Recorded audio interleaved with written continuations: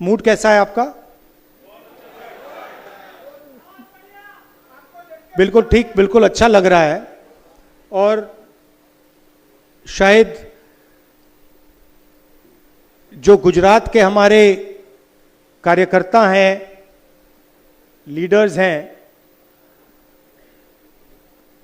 सबसे स्ट्रांग, मजबूत, निडर हमारे लोग हैं।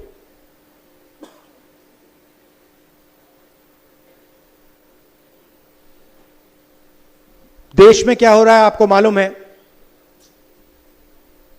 बेरोजगारी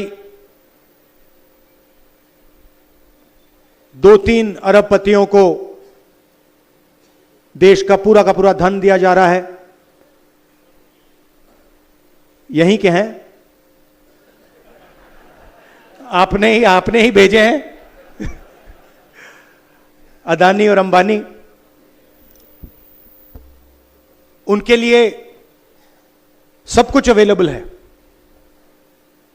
जो भी उनको चाहिए। एयरपोर्ट, मुंबई का एयरपोर्ट किसी और के हाथ में है, अदानी जी को चाहिए, सीबीआई केस लगता है, झटक से चमकता हुआ बोर्ड अदानी एंटरप्राइजेज लग जाता है वहां पे।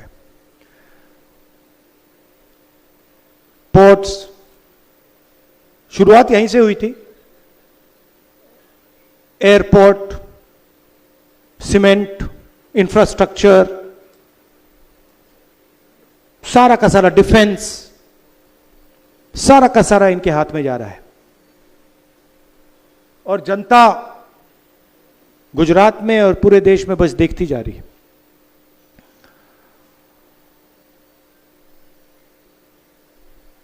हम कुछ महीनों से इंटरनली खारगे जी और हमारी जो दिल्ली में सीनियर लीडरशिप है, हमारा डिस्कशन हो रहा है कि कांग्रेस पार्टी को हम मजबूत कैसे करें। क्योंकि सच में ये जो लड़ाई चल रही है, ये राजनीतिक लड़ाई तो है, मगर ये विचारधारा की लड़ाई भी है। और विचारधारा की सिर्फ 2 पार्टियां हैं हिंदुस्तान में,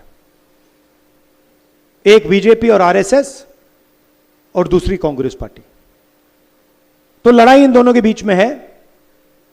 और पूरा देश जानता है, समझता है कि कांग्रेस पार्टी ही आरएसएस और बीजेपी को हरा सकती है। और इसमें मैं एक और चीज जोड़ना चाहता हूं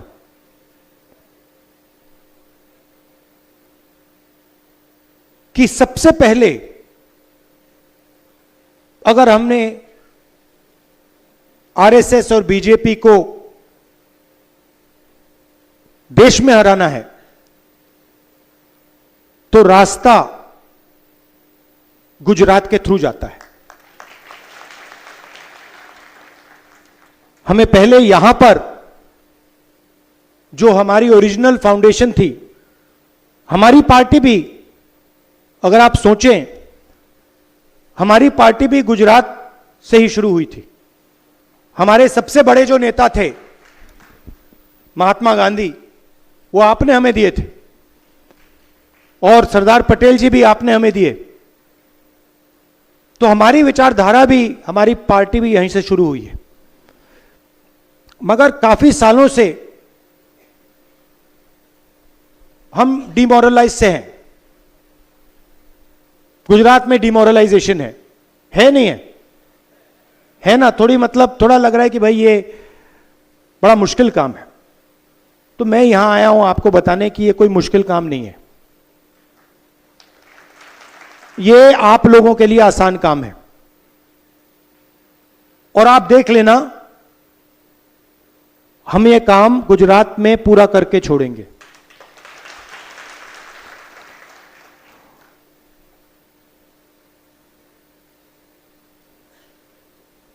तो हमने निर्णय लिया है कि कांग्रेस पार्टी में हमें थोड़ा बदलाव लाना पड़ेगा। अभी मैं आपके डिस्ट्रिक्ट के सीनियर नेताओं से मिला और बहुत अच्छा डिस्कशन हुआ। और उन्होंने दो तीन चीजें मुझे कहीं जो शायद हर डिस्ट्रिक्ट के नेता कहेंगे। सबसे पहले, जो हमारे बीच में कंपटीशन होता है वो डिस्ट्रक्टिव कंपटीशन होता है, प्रोडक्टिव कंपटीशन नहीं होता है। दूसरी बात, लोकल लोगों को, लोकल डिस्ट्रिक्ट्स के नेताओं को टिकट डिसीजन में शामिल नहीं किया जाता है। टिकट, उन्होंने हमें बताया भैया टिकट हमें पता नहीं कहां से आया, पता नहीं कहां से, मतलब आसमान से टपक के आ जाते हैं, राइट। दूसरी बात जो मैंने पिछली बार कही कि आप लोगों को काफी अच्छा लगा, मैंने कहा कि देखिए दो तरीके के घोड़े होते हैं, एक रेस का होता है और दूसरा बारात का घोड़ा होता है। अच्छा, उसमें तीसरा भी होता है, उसको जोड़ देता हूं, एक लंगड़ा घोड़ा भी होता है। और आप ही ने मुझे यह बात बताई कि देखिए राहुल जी, प्रॉब्लम क्या है कि कांग्रेस पार्टी कभी कभी रेस के घोड़े को बारात में बेच देती है और बारात के घोड़े को रेस में दौड़ा देती है। तो हम ये बात, इन घोड़ों को हम थोड़ा अलग अलग करना चाहते हैं कि भैया ये रेस का घोड़ा है,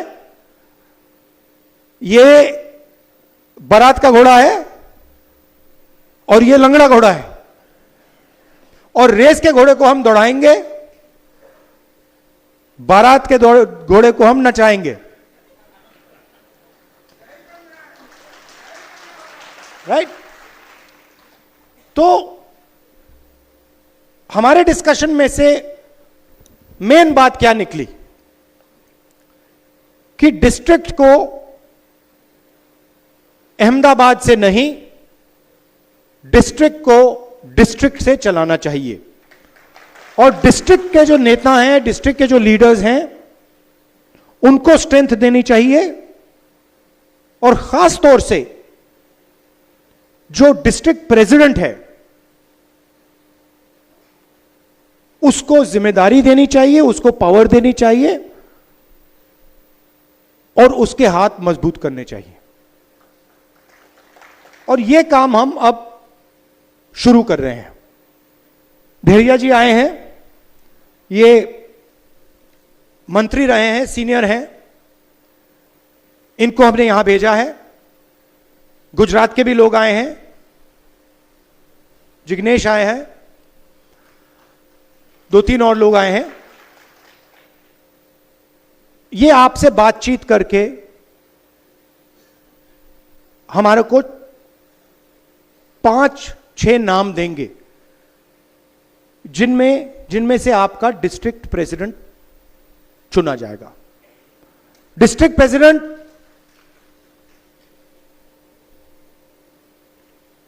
कॉम्प्रोमाइज कैंडिडेट नहीं होगा। डिस्ट्रिक्ट प्रेसिडेंट इस डिस्ट्रिक्ट को चलाएगा, अकेले नहीं चलाएगा, आपकी मदद के साथ चलाएगा, मगर उसके डिसीजन से डिस्ट्रिक्ट चलेगा। डिस्ट्रिक्ट कमेटी के डिसीजन से डिस्ट्रिक्ट चलेगा, ऊपर से कोई अलग अलग तरीके के कैंडिडेट्स, डायरेक्शन, ये वो नहीं दे पाएगा। तो ये स्ट्रक्चर हम बना रहे हैं। हम चाहते हैं कि संगठन और इलेक्शन लड़ने वालों के बीच में कनेक्शन हो। आजकल क्या होता है, कांग्रेस पार्टी का संगठन चुनाव जितवाता है और एक बार व्यक्ति एमएलए बन जाता है, एमपी बन जाता है, तो वो कांग्रेस के संगठन को भूल जाता है और कहता है भैया तुम जानो, तुम्हारा काम जाने, मैं जा रहा हूं। तो अब हम संगठन के माध्यम से लोगों को चुनेंगे, संगठन डिसाइड करेगा कि चुनाव कौन लड़ेगा, कौन नहीं लड़ेगा। कोई एक व्यक्ति ऊपर से नहीं डिसाइड करेगा। ये हमारा गुजरात में पायलट प्रोजेक्ट है। गुजरात में हम इसको टेस्ट कर रहे हैं क्योंकि हम मैसेज देना चाहते हैं कि गुजरात हमारे लिए सबसे जरूरी प्रदेश है और हमारी लड़ाई विचारधारा की है और वो लड़ाई गुजरात में हम लड़ेंगे और जीतेंगे। एक बात बहुत अच्छी इसी मीटिंग में मुझे कही कि अलग अलग सीनियर नेता आते हैं। किसी ने कहा जब अहमदाबाद से सीनियर नेता आते हैं तो जादू से हर डिस्ट्रिक्ट में लोग 2-3 दिन के लिए आ जाते हैं, बाहर आ जाते हैं और सीनियर नेता चला जाता है, वो गायब हो जाते हैं। मगर इनके पास सचमुच में कोई पकड़ नहीं होती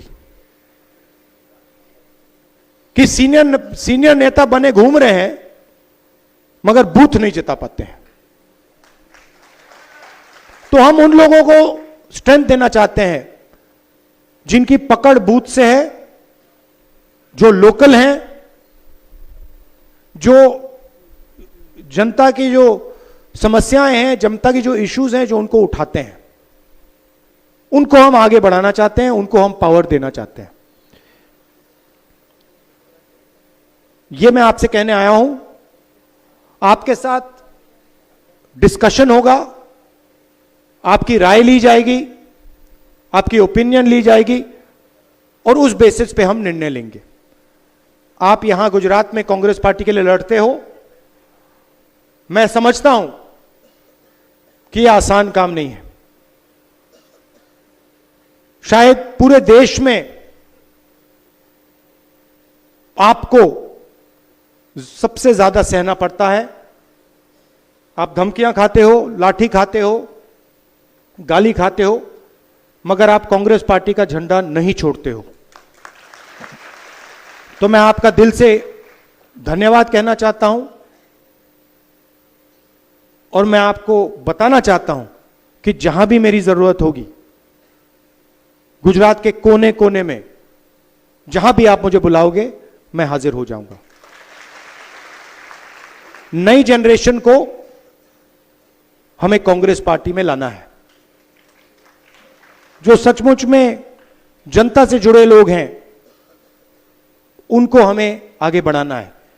इसी भीड़ में बहुत सारे ऐसे लोग हैं जो जनता के बहुत करीब हैं, जनता के लिए लड़ते हैं, खड़े रहते हैं, उन्हें हमें आगे बढ़ाना है। इसी भीड़ में ऐसे भी लोग हैं जो बीजेपी के साथ मिले हुए हैं, उनको हमें आइडेंटिफाई करना है ना, आइडेंटिफाई करना है और प्यार से परे करना है। हिंसा से नहीं, नफरत से नहीं, प्यार से। भैया इस साइड हो जाइए, दूसरों को आगे जाने दीजिए। धन्यवाद। जय हिंद, नमस्कार।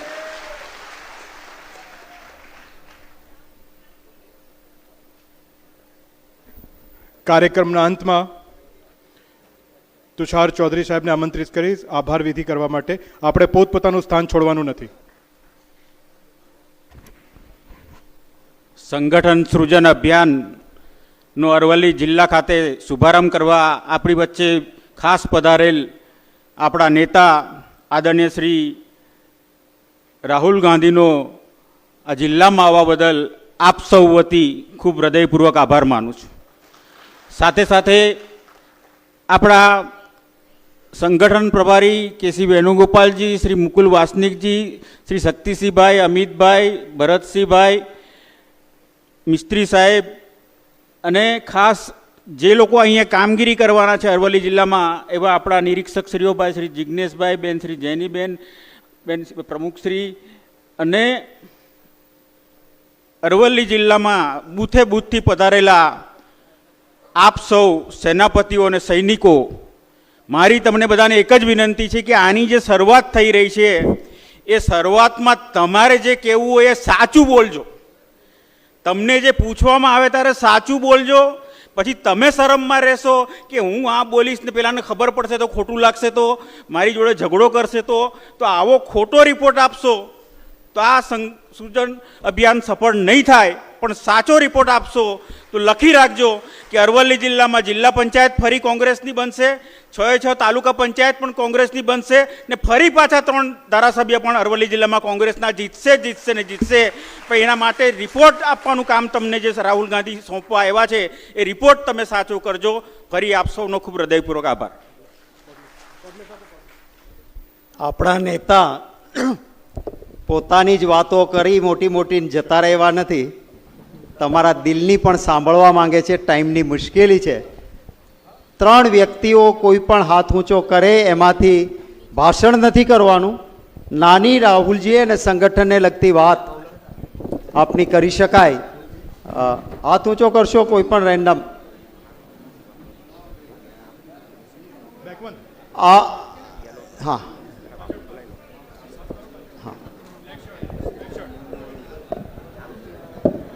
भैया आ बाजू आपी दो, पहला एक પછી આગળ જાઓ. नमस्कार आदरणीय राहुल गांधी जी. કોઈ और ફોર્માલિટી નહીં કરીએ, આપણી વાત ટૂંકમાં thank you. એકદમ 30 સેકન્ડમાં. अच्छा मारू एक कहूँ है कि तालुका पंचायत ओके ओके ठीक ठीक. अभी तालुका पंचायत और जिला पंचायत की जब इलेक्शन होती है तब 10 दिन पहले ही कांग्रेस पार्टी जनरेट होती है. इलेक्शन खत्म हो जाता है, फिर कांग्रेस पार्टी के कार्यकर्ता कहाँ जाते हैं पता नहीं चलता. और दूसरा एक कहना है कि जब इलेक्शन आता है उसके 10 दिन पहले ही स्टार्ट होता है कि ये कांग्रेस पार्टी के नेता ढूंढते रहते हैं कौन कार्यकर्ता है, और वो इलेक्शन खत्म होने के बाद नहीं रहता. और एक बात और कहनी है मुझे. Thank you. એક જ વાત બીજાના ચાન્સ માં. एक लास्ट बात है, और जिसको भी सर ने बोला है, राहुल गांधी जी ने बोला है कि जिसको टिकट मिलती है वो कहां से जनरेट हो जाते हैं, यानी जो कैंडिडेट सही है उसको टिकट मिलनी चाहिए. उसके हिसाब से मैं जहां से आता हूं, टीटोई गांव से आता हूं, वहां की दोनों तालुका पंचायत सीट कांग्रेस जीतती थी, एक जिला पंचायत सीट है वो जीतती थी. पर इस बार ये गए इलेक्शन में वो एक ही सीट आई और जिला पंचायत सीट भी चली गई. बराबर, तो उस पे हमें कांग्रेस पार्टी को काम करना चाहिए. Thank you. Thank you sir, thank you. આ બાજુ આપો. તમારે ફર્સ્ટ રો એક, પછી બહેન એક, બસ લાસ્ટ. પહેલા અહીંયા આપો, પછી બહેન. Thank you. सर जी, देवराज धाम के इस गांव मोड़ासा में राहुल जी आपका तहे दिल से हम पूरे अरवल्ली जिला कांग्रेस समिति की ओर से आपके हार्दिक स्वागत करते हैं. सर, सब लोग सब कुछ जानते हैं. एक बात यह है कि बूथ लेवल पे जो भी कार्यकर्ता कार्य करता है, जो यहाँ पे बैठे हुए मेरे साथ, उनका जो काम है, एक पेज पे एक पन्ने पे कितने मतदाता है, उनका जो हिसाब ऊपर तक जाना चाहिए. और उसके लिए हमारे पास जो मैकेनिज्म होनी चाहिए, दैट इज वेरी इंपॉर्टेंट, और उसकी ऑथेंटिसिटी भी होनी चाहिए. मैं आपको जी थोड़ा सा बता देता हूं. हम, जैसे मैंने कहा, हम डिस्ट्रिक्ट में लीडरशिप ला रहे हैं. हम जो सचमुच में डिस्ट्रिक्ट का लीडर है और डिस्ट्रिक्ट को डेवलप कर सकता है, उसको हम डिस्ट्रिक्ट प्रेसिडेंट बनाएंगे. पहली बात. दूसरी बात, आजकल हम किसी को मेजर नहीं करते, किसी को नापते नहीं है. कौन काम कर रहा है, किसकी कितनी पकड़ है, किसका बूथ जीतता है, किसका बूथ हारता है, ये सब हम डेटा निकालेंगे. और हम प्रोडक्टिव कंपटीशन शुरू कर देंगे. उदाहरण देता हूं. मान लीजिए हम गुजरात में चुनाव जीते, बेस्ट परफॉर्मिंग डिस्ट्रिक्ट से मंत्री बनेगा. अगर कोई ऐसा डिस्ट्रिक्ट है जहां पे मतलब मान लो 6 सीटें हैं और वहां पे हम 1 सीट जीते और गुजरात का सबसे बड़ा नेता उस डिस्ट्रिक्ट को चला रहा है, तो उसको चांस नहीं मिलेगा। हमारा कहना है कि भैया आप बड़ी बड़ी बातें मत करो, गुजरात की, जापान की, अमेरिका की नहीं। आप सबसे पहले 40 लोग, 41 लोग, सबसे पहले आप हमें यह बता दो, हमें यह दिखा दो कि आप डिस्ट्रिक्ट को खड़ा कर सकते हो। उसके बाद जो ब्लॉक के नेता लिए घूमते रहते हैं, आप क्या ब्लॉक को खड़ा कर पा रहे हो या नहीं? और आप अपने आप को बहुत बड़ा नेता कहते हो। अच्छा भैया, आपका बूथ नंबर क्या है? आप वहां पे अहमदाबाद में बैठे हो, सीनियर नेता हो, गाड़ी में घूम रहे हो। अच्छा भैया एक बात बताओ, आप कहां रहते हो? अच्छा आपका बूथ नंबर क्या है? अच्छा उसमें वोट कितने मिले आपको? सीधी सी बात है। तो हम जो पार्टी को डेवलप कर रहा है उसको हम स्ट्रेंथ और पावर देना चाहते हैं, और जो टाइम जाया कर रहा है उसको हम कहना चाहते हैं भैया ठीक है, आप बैठ जाइए, निर्णय आप नहीं लोगे। निर्णय जो कांग्रेस पार्टी को खड़ा कर रहा है, पॉलिटिकल पार्टी की परफॉर्मेंस क्या है? मेंबरशिप बढ़ रही है, हां या ना?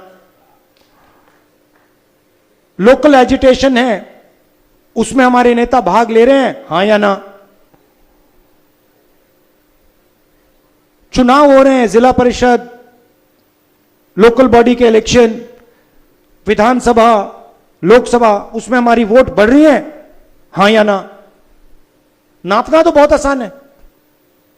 तो हम अब क्या कर रहे हैं, हम उन लोगों को चांस दे रहे हैं जिनमें लीडरशिप पोटेंशियल है, और उनसे कह रहे हैं भैया आप चलाओ, मगर हम आपको नापेंगे। यह नहीं कि आप डिस्ट्रिक्ट प्रेसिडेंट बन गए और 5 साल के लिए आपसे कोई कुछ सवाल नहीं पूछ रहा। हम पता लगाएंगे कि भैया डिस्ट्रिक्ट की मीटिंग हो रही है, सिंपल सी बात है। अगर कोई व्यक्ति डिस्ट्रिक्ट की मीटिंग में नहीं आता है तो वो कांग्रेस पार्टी का चुनाव नहीं लड़ सकता, खत्म। करो जो करना है। हमें लिस्ट आएगी भैया ये लोग आए थे, ये लोग नहीं आए थे। अगर आप नहीं आ रहे हो डिस्ट्रिक्ट की मीटिंग में तो फिर आप एमएलए क्यों बनोगे, एमपी क्यों बनोगे? मतलब आपका कुछ लेना देना ही नहीं है संगठन से। तो हम ये गैप ब्रिज करना चाह रहे हैं, और आपको जो काम करने वाले हैं आपके लिए आपके सामने दरवाजा खुलेगा, और जो काम नहीं कर रहे हैं उनके सामने दरवाजा आस्ते आस्ते आस्ते आस्ते बंद हो जाएगा। तो ये आइडिया है। और कोई कुछ पूछना चाहता है, कहना चाहता है? Yes sir, welcome sir. आप जैसे युवा नेता को चुनिए और सृजन में वडील वर्ग को रखिए, और बाद में मैं बोलती हूँ कि महिलाओं को ज़्यादातर महिलाओं को ऐड करने का सृजन दीजिए, क्योंकि महिलाओं यहाँ पे बहुत है। जिला ये अरवली जिला है, बहुत महिलाओं ऐसी है कांग्रेस पार्टी में, लेकिन उनको ऐड किया नहीं जाता और उनको जो मान सम्मान दिया जाता नहीं है, सो वो भी घर पे बैठी रहती है। हम यहाँ पे इतनी आई है और बहुत महिलाएं आपके दर्शन के लिए तरसती थी, लेकिन आज नहीं आ पाई। मैं बोलती हूँ कि महिलाओं को ज्यादातर ऐड कीजिए। Thank you so much. तो हमने डिसाइड किया है कि सोशल बैलेंस होगा। डिस्ट्रिक्ट प्रेसिडेंट्स में महिलाओं को जगह मिलेगी, हर कम्युनिटी को जगह मिलेगी। कुछ दिन पहले मैं गुजरात के डिस्ट्रिक्ट प्रेसिडेंट से मिला, शायद एक भी महिला नहीं थी। एक्सेप्टेबल ही नहीं है ये। 50% हमारी महिलाएं हैं और गुजरात के डिस्ट्रिक्ट प्रेसिडेंट्स में एक भी महिला नहीं है, एक्सेप्टेबल नहीं है। तो ये बदलाव आपको दिखेगा, और हम चाहते हैं कि ज्यादा से ज्यादा महिलाएं पार्टिसिपेट करें। और कोई? हाँ भैया, पीछे से कोई? हाँ जी, बताइए।